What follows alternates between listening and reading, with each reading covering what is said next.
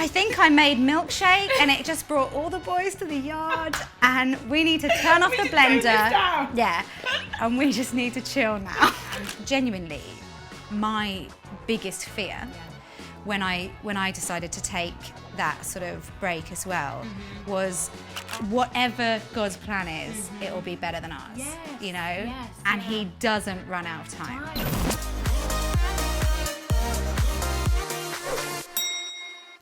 You are watching Season with Salt, the weekly show on Salt's YouTube channel dedicated to all things being Christian, single and dating. And today I am joined by the lovely Lois, who is the ordinand at London's KXC church.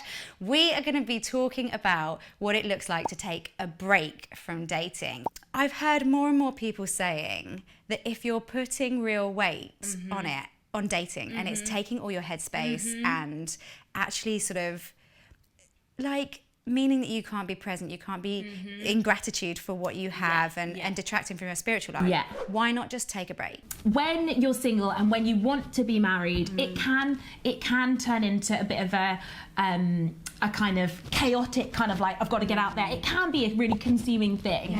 And obviously... And exhausting. And the headspace and the working out and the admin of messaging people and trying to ascertain.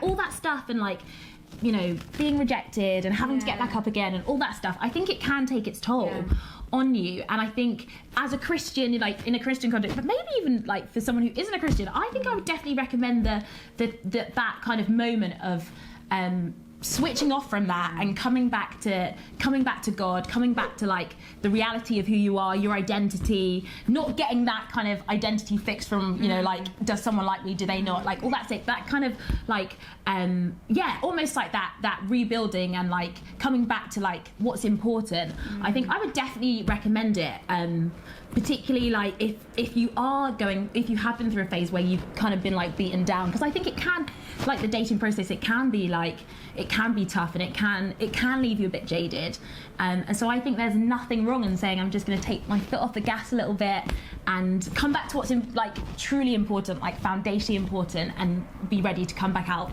into the dating world a bit more ready, a bit more stable, a bit like stronger. One thing that really winds me up actually, and I just want to sort of clarify about it, is that often when people are single, not necessarily because they've chosen to take that time as being single, but they, you know, circumstances mean that they are single either way. And people say to them, oh, it's so great that this is time you can like work on yourself. And like, yes, you can. But I think in an ideal world, the work on yourself doesn't stop after marriage. So true, Also, what you said just made me think of like, I think maybe the danger with that kind of narrative is this sense that actually you have to have reached a level of like maturity or strength or whatever, then you'll get married. That will be your reward for when you've reached the standard. I honestly think it's a type of prosperity gospel. Oh my goodness, I've never heard anyone say that. That's so good. It really is. That's so true. Do this, God rewards you with a smoking hot husband, smoking hot wife, a lifetime of amazing sex, gorgeous children, but all you've got to do is stay pure, do that, work on yourself, and when you are good enough, that's when God will bring it to you, when you're ready, when you're fully cooked. And it's like, it's so true. That's not it. That's just not it, you know? What's your understanding of all of this Bible stuff when it comes to being single, and how does it challenge our idea that single equals bad?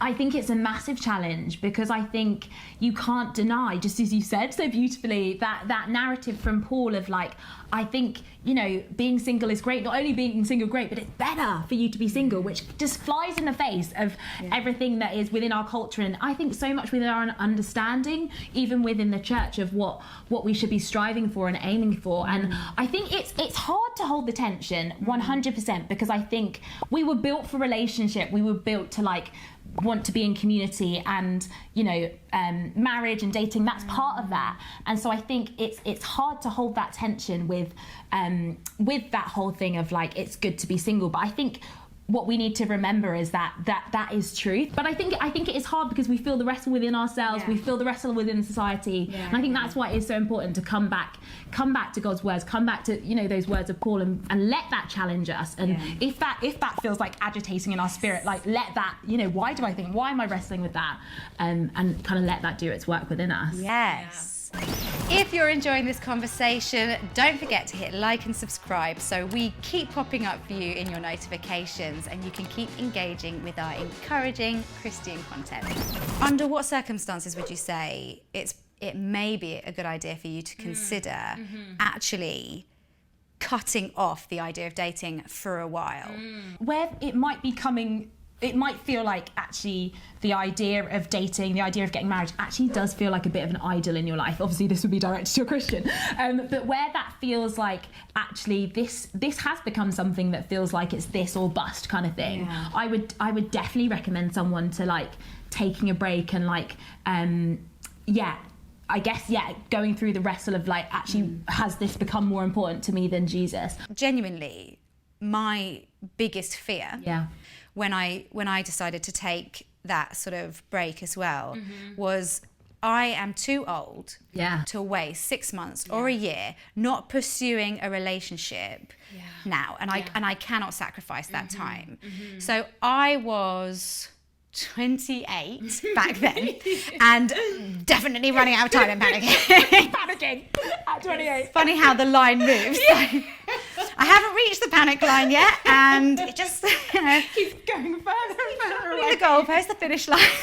But back then, 30 was my line. Yes. And I was like, so like, if by 30 I am not at least in the relationship and working towards something, then that is just going to be the end of my world. It was like, to my mind, I had 2 years, and to give up a year of that was crazy. Absolutely crazy. Why would I sacrifice 50% of the only time I had left in my life to find a long-term relationship?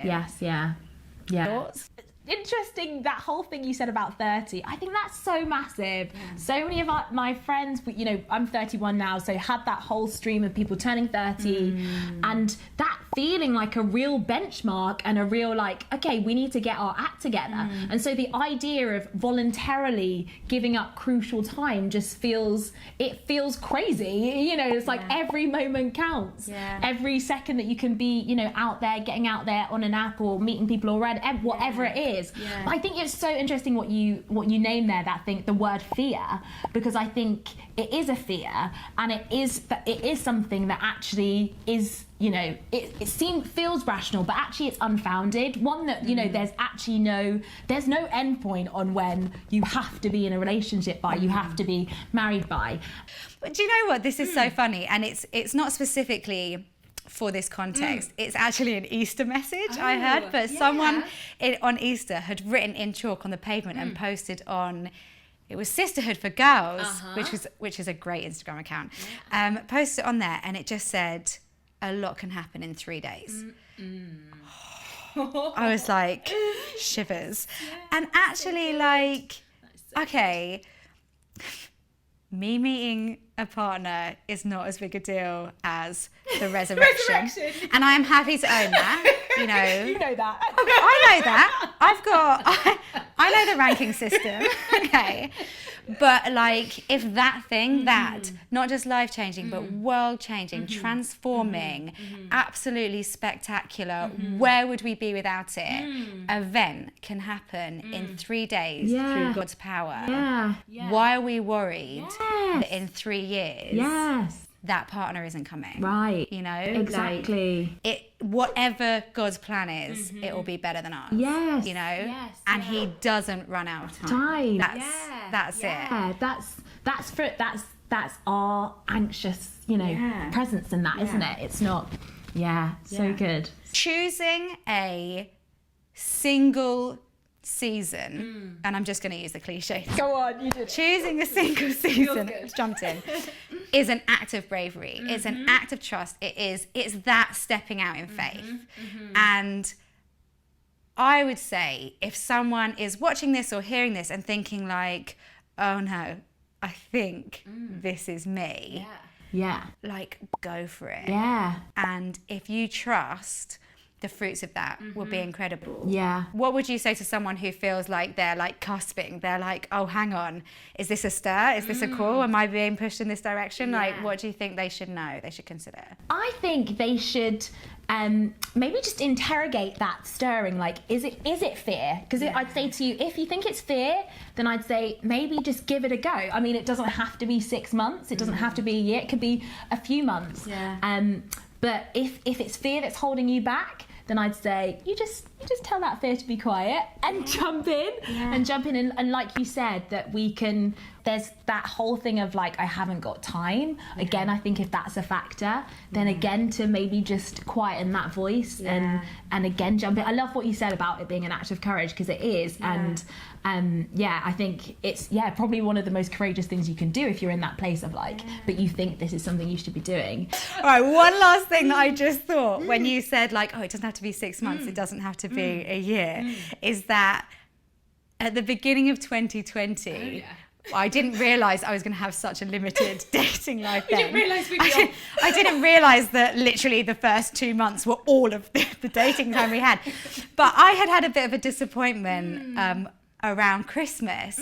So I just decided to do myself a little top up, and I dubbed it No Man Jan. I was like, can't ask me out right now, I'm on No Man Jan. That was it. So maybe people want to just do a cheeky No Man Jan, or 2022. Yeah, you heard it here first. There's a hashtag there, and I'm promoting it. Listen, Lois, this has been wonderful. So good to chat to you. So good. If you have enjoyed what you have watched, definitely hit like, hit subscribe, share it with some friends. We'd love to see you back here on the Salt YouTube channel.